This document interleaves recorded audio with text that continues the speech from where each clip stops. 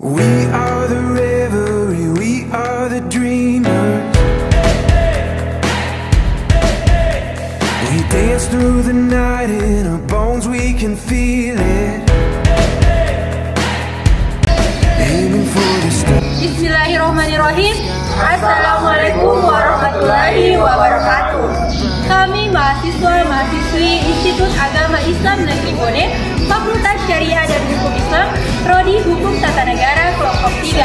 Kami dari kelompok 1 akan membawakan materi mengenai perkembangan hukum pemerintahan daerah.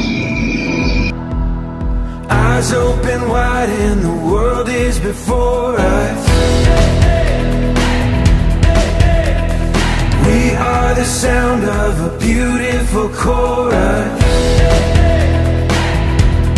holding to the feeling, you and I. When we are together, we are bright. We'll light up.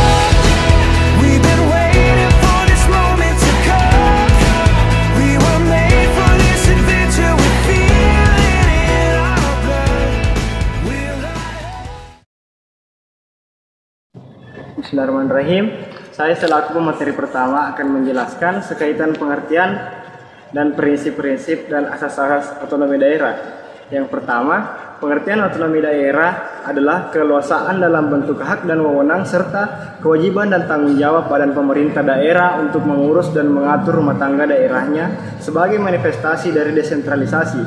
Sebagai konsekuensi, pemberian otonomi daerah dalam wujud dan hak wewenang mengatur dan mengurus rumah tangga daerahnya, pemerintah daerah berkewajiban untuk mempertanggungjawabkannya baik kepada negara dan bangsa maupun kepada masyarakat dan lingkungannya. Sedangkan menurut pemerintahan daerah mendefinisikan otonomi daerah sebagai wewenang dan kewajiban daerah otonom untuk mengatur dan mengurus sendiri urusan pemerintahan dan kepentingan masyarakat setempat sesuai dengan peraturan perundang-undang. Selanjutnya, asas-asas otonomi daerah. Yang pertama, asas desentralisasi adalah sebuah penyerahan wewenang. Penyerahan tersebut dilakukan oleh pemerintah pusat pada pemerintahan daerah. Dan yang kedua, asas dekonsentrasi adalah sebagian urusan dari pemerintahan yang menjadi wewenang pemerintahan pusat pada gubernur. Dan yang ketiga, tugas pembantuan adalah penugasan dari pemerintah pusat kepada daerah otonom untuk melaksanakan sebagian urusan pemerintahan yang menjadi kewenangan pemerintah pusat atau dari pemerintahan daerah provinsi kepada daerah kabupaten atau kota untuk melaksanakan sebagian urusan pemerintahan yang menjadi kewenangan daerah provinsi. Dan yang ketiga, yaitu prinsip-prinsip pemberian otonomi kepada daerah. Menurut Undang-Undang Nomor 32 Tahun 2004 dan Undang-Undang Nomor 23 Tahun 2014, yakni pertama, kewenangan otonomi yang luas, nyata dan bertanggung jawab bagi daerah, kota, kabupaten, serta yang kedua, otonomi yang terbatas untuk daerah provinsi. Untuk daerah kabupaten kota yang dimaksudkan dengan kewenangan yang luas dimaknakan sebagai keleluasaan daerah untuk menyelenggarakan pemerintah yang mencakup kewenangan seluruh bidang pemerintahan kecuali beberapa bidang pemerintahan yang diurus pusat. Kewenangan itu dimiliki kabupaten kota secara utuh dan bulat mulai dari perencanaan, pelaksanaan, pengawasan, pengendalian, dan evaluasi. Nah, selanjutnya, otonomi yang nyata artinya keleluasaan daerah untuk menyelenggarakan kewenangan pemerintah di bidang tertentu yang secara nyata ada dan diperlukan serta tumbuh, hidup, dan berkembang di daerah tersebut. Artinya, kewenangan akan suatu urusan harus datang dari inspirasi dan aspirasi yang berkembang dalam masyarakat, sehingga dapat dimungkinkan dengan otonomi yang luas dan nyata ini, otonomi di setiap daerah otonom bervariasi, tergantung kebutuhan dan kondisi masyarakat dan lingkungannya. Mungkin itulah yang bisa saya sampaikan, lebih kurangnya mohon dimaafkan. Baik, di sini saya akan menjelaskan materi mengenai Undang-Undang Nomor 1 Tahun 1945. Pada periode ini belum terdapat sebuah undang-undang yang mengatur pemerintahan daerah secara khusus.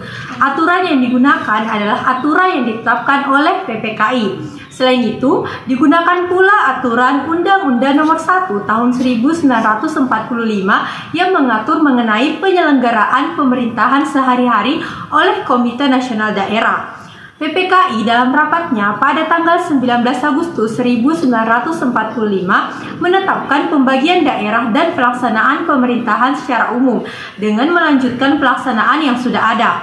PPKI hanya menetapkan adanya Komite Nasional di daerah untuk membantu pekerjaan kepala daerah seperti yang dilakukan di pusat dengan adanya KNI pusat. Otonomi bagi daerah baru dirintis dengan keluarnya Undang-Undang Nomor 1 Tahun 1945 tentang Kedudukan Komite Nasional Daerah. Undang-Undang Nomor 1 Tahun 1945 menyebutkan setidaknya ada 3 jenis daerah yang memiliki otonomi. Yang pertama yaitu karesidenan, kedua otonom dan kabupaten, serta lain-lain daerah yang dianggap perlu kecuali daerah Surakarta dan Yogyakarta. Pemberian otonomi itu dilakukan dengan membentuk Komite Nasional Daerah sebagai badan perwakilan rakyat daerah. Sebagai penyelenggara pemerintahan daerah adalah Komite Nasional Daerah bersama-sama dengan dan dipimpin oleh kepala daerah. Untuk pemerintahan sehari-hari dibentuk badan eksekutif dari dan oleh Komite Nasional Daerah dan dipimpin oleh kepala daerah.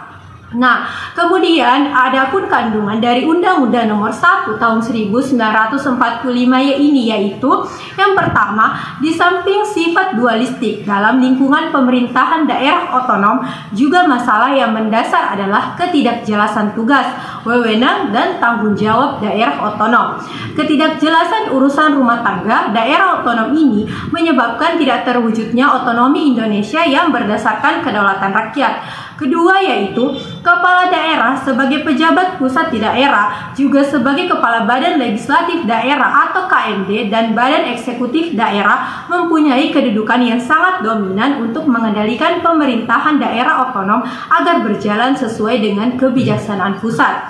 Ketiga, dipersatukannya pimpinan pemerintahan otonom dalam diri kepala daerah, ditambah ketidakjelasan urusan rumah tangga daerah sehingga akan mewujudkan kecenderungan penyelenggaraan pemerintahan sentralistik dan memudarkan unsur-unsur desentralisasi. Yang keempat, daerah-daerah menjalankan sistem otonomi formal secara kolegial. Hal itu tersurat dalam ketentuan pasal 2 Komite Nasional Daerah menjadi badan perwakilan rakyat daerah yang bersama-sama dengan dan dipimpin kepala daerah menjalankan pekerjaan mengatur rumah tangga daerahnya asal tidak bertentangan dengan peraturan pemerintah pusat dan pemerintah daerah yang lebih luas daripadanya. Yang kelima yaitu hubungan antara DPRD dengan badan eksekutif daerah dikepalai oleh kepala daerah, menunjukkan betapa kuatnya kepala daerah sebagai alat pemerintah pusat yang juga mendominasi dua lembaga atau organ daerah lainnya, yaitu DPRD dan badan eksekutif daerah. Nah, yang kedua yaitu ada Undang-Undang Nomor 22 Tahun 1948. Pada periode ini berlaku Undang-Undang Pokok yaitu Nomor 22 Tahun 1948 tentang pemerintahan daerah. Undang-undang ini adalah undang-undang pertama kalinya yang mengatur susunan dan kedudukan pemerintahan daerah di Indonesia. Secara umum, Indonesia memiliki dua jenis daerah berotonomi yaitu daerah otonom biasa dan daerah otonom khusus yang disebut dengan daerah istimewa. Daerah otonom khusus yang diberi nomenklatur daerah istimewa adalah daerah kerajaan atau kesultanan dengan kedudukan Selbesturende Landskappen atau daerah swapraja yang telah ada sebelum Indonesia merdeka dan masih dikuasai oleh dinasti pemerintahannya. Undang-Undang Nomor 22 Tahun 1948 disusun berdasarkan pada Konstitusi Republik Pasal 18. Pada mulanya, undang-undang ini mengatur pokok-pokok pemerintahan daerah di wilayah Indonesia yang tersisa, yaitu wilayah Sumatera dan wilayah Jawa. Nah, menyadari bahwa Undang-Undang Nomor 1 Tahun 1945 masih jauh dari kesempurnaan dan harapan sebagai dasar dalam menjalankan pemerintahan daerah yang berkedaulatan rakyat, Hal itu termuat dalam penjelasan umum Undang-Undang Nomor 22 Tahun 1948, yaitu baik pemerintah maupun Badan Pekerja Komite Nasional Indonesia Pusat merasa akan pentingnya untuk segera memperbaiki pemerintah daerah yang dapat memenuhi harapan rakyat, ialah pemerintah daerah yang kolegial berdasarkan kedaulatan rakyat atau demokrasi dengan ditentukan batas-batas kekuasaannya. Karena kesederhanaan Undang-Undang Nomor 1 Tahun 1945 tersebut, kewajiban dan pekerjaan pemerintah daerah yang berhak mengatur dan mengatur rumah tangganya sendiri tidak dapat diatur oleh pemerintah pusat dengan baik. Karena itu, DPRD tidak mengetahui batas-batas kewajibannya dan bekerja ke arah yang tidak tentu. Dewan itu lebih memperhatikan soal-soal politik mengenai pemerintah pusat daripada kepentingan daerahnya. Nah, berdasarkan penjelasan tersebut tergambar bahwa pentingnya Undang-Undang Nomor 22 Tahun 1948 tentang pemerintahan daerah selain sebagai pengganti Undang-Undang Nomor 1 Tahun 1945 yang sangat sederhana dan peraturan perundang-undangan yang dibentuk oleh pemerintah Hindia Belanda bersifat sentralistis, juga untuk memenuhi tuntutan akan pemerintahan kolegial yang demokratis beserta pengaturan-pengaturan lainnya yang belum sempat diatur dalam undang-undang sebelumnya. Nah, di dalam undang-undang ini dikenal dua jenis daerah otonom, yaitu daerah otonom biasa dan daerah istimewa, yang keduanya berhak mengatur dan mengurus rumah tangganya sendiri, yang berpedoman pada ketentuan pasal 23 ayat 1 dan ayat 2 yang merumuskan bahwa DPRD mengatur dan mengurus rumah tangga daerahnya dan hal-hal yang masuk urusan rumah tangganya ditetapkan dalam undang-undang pembentukannya. Maka termuat di dalamnya tentang kewenangan DPRD untuk melakukan pengaturan dan pengurusan rumah tangga daerahnya. Sekian, saya kembalikan kepada pemateri selanjutnya. Selanjutnya saya akan melanjutkan paparan materi dari kelompok saya sekitar dengan perundang-undangan tentang pemerintah daerah atau otonomi daerah, yakni periode ketiga, yaitu Undang-Undang Nomor 1 Tahun 1957. Nah, pada periode ini berlaku Undang-Undang Nomor 1 Tahun 1957 tentang pokok-pokok pemerintahan daerah yang disebut juga Undang-Undang tentang Pokok-pokok Pemerintahan 1956. Undang-undang ini menggantikan Undang-Undang Nomor 22 Tahun 1948 dan Undang-Undang NIT Nomor 44 Tahun 1950. Nah, secara umum Indonesia memiliki dua jenis otonomi, yaitu daerah otonomi biasa yang disebut dengan swastantra dan daerah otonomi khusus yang disebut dengan daerah istimewa. Nah, undang-undang ini menentukan bahwasanya pemerintahan lokal menggunakan nomenklatur pemerintahan daerah atau pemerintahan lokal terdiri dari legislatif, kemudian DPRD, kemudian DPD. Nah, undang-undang ini pula disusun berdasarkan aturan konstitusi Republik 3 pasal 131, 132 dan 133. Namun dalam perjalanan waktunya peraturan tersebut mengalami perubahan pada tahun 1959 dan 1960 karena menyesuaikan dengan sistem ketatanegaraan Republik 4. Kemudian yang kedua, penetapan Presiden Nomor 6 Tahun 1959. Nah, penyesuaian pada tahun 1959 dilaksanakan dengan menentukan Presiden Nomor 6 tahun 1959. Nah, menurut peraturan ini, pemerintahan daerah terdiri dari eksekutif, kemudian kepala daerah dengan dibantu Badan Pemerintah Harian atau BPH, dan legislatif dan Dewan Perwakilan Rakyat Daerah atau DPRD. Nah, penyesuaian pada tahun 1960 dilaksanakan dengan penetapan Presiden Nomor 5 Tahun 1960. Nah, pada peraturan ini mengatur tentang DPRD gotong royong atau DPRD GR dan sekretariat daerah. Dalam aturan ini pula ditetapkan bahwa kepala daerah karena jabatannya adalah ketua DPRD gotong royong, namun masa jabatan kepala daerah dan BPH disesuaikan dengan masa jabatan DPRD gotong royong. Terima kasih. Selanjutnya yaitu Undang-Undang Nomor 18 Tahun 1965 tentang Pokok-pokok Pemerintahan Daerah. Undang-undang ini menggantikan Undang-Undang Nomor 1 Tahun 1957, Penetapan Presiden Nomor 6 Tahun 1959, Penetapan Presiden Nomor 2 Tahun 1960, Penetapan Presiden Nomor 5 Tahun 1960, serta Penetapan Presiden Nomor 7 Tahun 1965.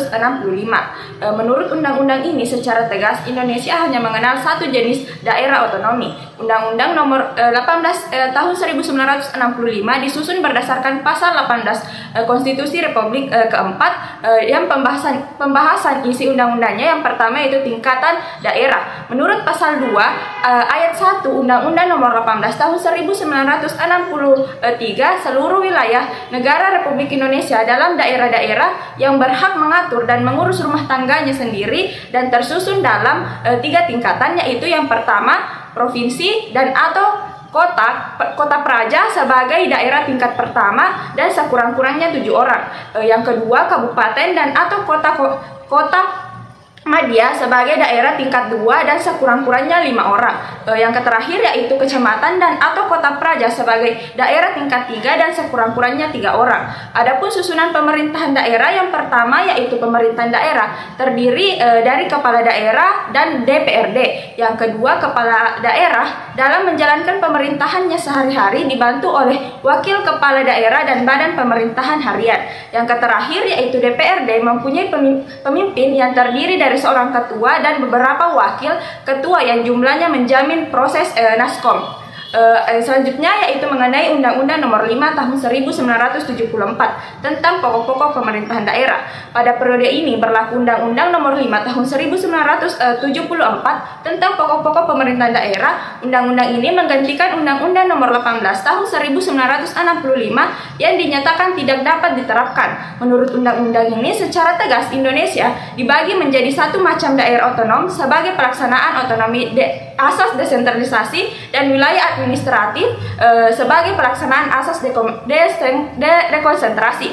Undang-Undang Nomor 5 Tahun 1974 disusun berdasarkan Pasal 18 Konstitusi Republik keempat dan dikembangkan lebih jauh dengan mengadopsi ide-ide yang ada dalam penjelasan konstitusi. Undang-undang ini cukup lama bertahan, yaitu selama 25 tahun.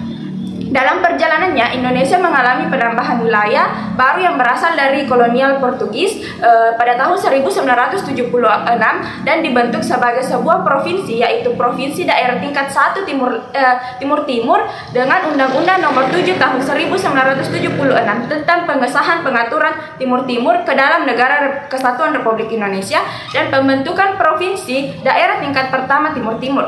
Pada tahun 1999, Kota Jakarta mendapatkan status daerah khusus dengan tingkatan daerah otonom tingkat pertama melalui Undang-Undang Nomor 11 Tahun 1999 tentang susunan pemerintahan daerah khusus Ibu Kota Negara Republik Indonesia Jakarta. Selain itu, tidak banyak yang menonjol dari pemerintahan daerah.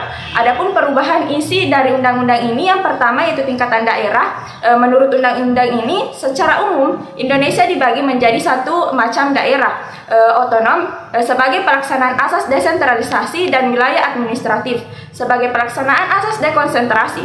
Penyebutan wilayah administratif dan daerah otonom disatukan. Yang pertama yaitu daerah otonom tingkat pertama disebut sebagai tingkat 1 atau daerah khusus ibu kota atau daerah istimewa. Yang kedua yaitu daerah otonom tingkat 2 disebut daerah tingkat 2. Yang selanjutnya wilayah administratif tingkat pertama disebut provinsi atau ibu kota negara. Yang kedua tingkat 2 disebut sebagai kabupaten atau kota madya. Yang ketiga yaitu 2A disebut sebagai wilayah administratif. Yang terakhir yaitu tingkat 3 disebut sebagai kecamatan. Adanya wilayah administratif ditandai dengan adanya atau bentuknya instansi pusat dan dari level provinsi hingga kabupaten atau kota. Susunan teritorial daerah menggunakan sistem daerah bertingkat. Adapun susunan pemerintahan daerah dalam undang-undang ini, yang dimaksud dengan pemerintahan daerah terdiri dari kepala daerah dan DPRD. Undang-undang ini mendudukan fungsi-fungsi kepala daerah begitu kuat dan dominan dalam penyelenggaraan pemerintahan daerah dibandingkan DPRD, baik dalam hal proses pencalonan dan pengangkatan, pertanggungjawaban dan kewenangannya dalam hal fungsinya sebagai kepala daerah otonom dan sebagai kepala wilayah administratif. Dalam tataran teoritik yuridik disebut bahwa antara dua lembaga tersebut memiliki pembagian tugas yang jelas dan dalam kedudukan yang sama tinggi antara kepala daerah dengan DPRD, yaitu kepala daerah memimpin eksekutif dan DPRD bergerak dalam bidang legislatif. Tetapi dalam praktiknya ternyata kepala daerah lebih mendominasi dan seolah-olah mempunyai kedudukan yang lebih tinggi daripada DPRD. Sekian. Baik, saya akan melanjutkan materi selanjutnya, itu mengenai Undang-Undang Nomor 22 Tahun 1999. Pada periode ini berlaku Undang-Undang Nomor 22 Tahun 1999 tentang pemerintahan daerah. Undang-undang ini menggantikan Undang-Undang Nomor 5 Tahun 1974 dan Undang-Undang Nomor 5 Tahun 1979. Menurut undang-undang ini, Indonesia dibagi menjadi satu macam daerah otonomi dengan mengakui kekhususan yang ada pada 3 daerah, yaitu Aceh, Jakarta, dan Yogyakarta, dan 1 tingkat wilayah administratif. Undang-undang ini disusun berdasarkan Konstitusi Republik Keempat Pasal 18 dan dikembangkan dengan mengadopsi beberapa ide dalam penjelasan Konstitusi Pasal 18 khususnya bagian 2. Undang-undang ini cukup istimewa karena diberlakukan pada masa Republik Keempat, Republik 5, dan Republik 6. Dalam perjalanannya, provinsi daerah khususnya Ibu Kota Jakarta diatur dengan Undang-Undang Nomor 34 Tahun 1999. Provinsi Aceh juga ditegaskan keistimewaannya dengan Undang-Undang Nomor 44 Tahun 1999 dan diberi otonomi khusus dengan Undang-Undang Nomor 18 Tahun 2001 serta perubahan nomenklatur menjadi Aceh. Selain itu, Provinsi Irian Jaya juga diberi otonomi khusus dengan Undang-Undang Nomor 21 Tahun 2001 serta perubahan nomenklatur menjadi Provinsi Papua. Selain pemberian penegasan dan pemberian status khusus, beberapa provinsi lainnya mengalami pemekaran menjadi provinsi baru. Provinsi Timur Timur juga memperoleh kemerdekaan penuh pada 2002 dengan nama Timur Leste dari pemerintahan transisi PBB. Kemerdekaan tersebut berdasarkan hasil referendum atas status koloni Portugis pada tahun 1999 setelah sekitar 23 tahun bergabung dengan Indonesia. Selanjutnya itu Undang-Undang Nomor 32 Tahun 2004. Pada periode ini berlaku Undang-Undang Nomor 32 Tahun 2004 tentang pemerintahan daerah. Undang-undang ini menggantikan Undang-Undang Nomor 22 Tahun 1999. Menurut undang-undang ini, Indonesia dibagi menjadi satu jenis daerah otonom dengan perincian Negara Kesatuan Republik Indonesia dibagi atas daerah-daerah provinsi, dan daerah provinsi itu dibagi atas daerah kabupaten dan daerah kota. Selain itu, negara mengakui kekhususan dan atau keistimewaan yang ada pada 4 daerah, yaitu Aceh, Jakarta, Papua, dan Yogyakarta. Negara juga mengakui kehormatan kesatuan-kesatuan masyarakat hukum adat beserta hak tradisionalnya sepanjang masih hidup dan sesuai dengan perkembangan masyarakat dan prinsip negara kesatuan. Undang-Undang Nomor 23 Tahun 2004 disusun berdasarkan Konstitusi Republik 6 Pasal 18, 18A, dan 18B. Dalam perjalanannya, undang-undang ini telah diubah sebanyak 2 kali dengan Perpu Nomor 3 Tahun 2005 atau ditetapkan menjadi Undang-Undang Nomor 8 Tahun 2005 dan dengan Undang-Undang Nomor 12 Tahun 2008. Selanjutnya, daerah Aceh dan Jakarta kembali diatur dengan undang-undang tersendiri. Aceh diatur secara penuh dengan Undang-Undang Nomor 11 Tahun 2006 tentang pemerintahan Aceh, sedangkan Jakarta kembali diatur dengan Undang-Undang Nomor 29 Tahun 2007 tentang pemerintahan Provinsi Daerah Khusus Ibu Kota Jakarta sebagai Ibu Kota Negara Kesatuan Republik Indonesia. Provinsi Papua tetap diatur dengan Undang-Undang Nomor 21 Tahun 2001 tentang otonomi khusus bagi Provinsi Papua. Provinsi Papua Barat sebagai pemekaran dari Provinsi Papua juga mendapatkan otonomi khusus sebagaimana provinsi induknya dengan Perpu Nomor 1 Tahun 2008 tentang perubahan atas Undang-Undang Nomor 21 Tahun 2001 tentang otonomi khusus bagi Provinsi Papua atau ditetapkan menjadi Undang-Undang Nomor 35 Tahun 2008. Selanjutnya itu Undang-Undang Nomor 23 Tahun 2014 tentang pemerintahan daerah yang menggantikan Undang-Undang Nomor 32 Tahun 2004 membawa perubahan penting terhadap fungsi Dewan Perwakilan Rakyat Daerah, baik itu DPRD Provinsi maupun DPRD Kabupaten atau Kota. DPRD yang sebelumnya melaksanakan fungsi legislasi, anggaran, dan pengawasan kini berubah menjalankan fungsi pembentukan peraturan daerah, anggaran dan pengawasan. Undang-Undang Nomor 23 Tahun 2014 memasukkan unsur partisipasi masyarakat sebagaimana tertuang dalam bab 14 dan pada pasal 354 ayat 1 sampai dengan ayat 7. Dalam Undang-Undang Nomor 23 Tahun 2014 pada pasal 354 ayat 1 disebutkan bahwa dalam penyelenggaraan pemerintahan daerah, pemerintah daerah mendorong partisipasi masyarakat dalam upaya mendorong partisipasi masyarakat untuk ikut aktif dalam proses pembangunan dalam Surat Daerah Undang-Undang Nomor 23 Tahun 2014 pasal 354 ayat 2. Yang kedua, Undang-Undang Nomor 9 Tahun 2015. Undang-undang ini bertujuan untuk bahwa untuk kesinambungan kepemimpinan di provinsi, kabupaten atau kota diperlukan mekanisme peralihan kepemimpinan daerah di masa jabatannya dan yang demokratis untuk dapat menjamin pembangunan dan pelayanan kepada masyarakat.